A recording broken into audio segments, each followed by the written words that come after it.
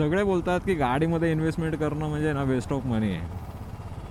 कारण का वेळेनुसार आहे ना गाडीची किंमत कमी होत जाते. त्यापेक्षा ना चांगल्या ठिकाणी इन्व्हेस्टमेंट करा.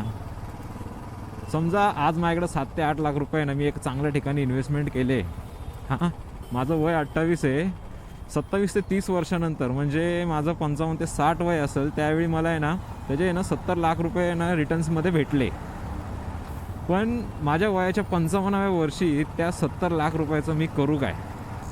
ना माझ्या अंगामध्ये तो जोश राहणार आहे, ना ती ताकद राहणार आहे.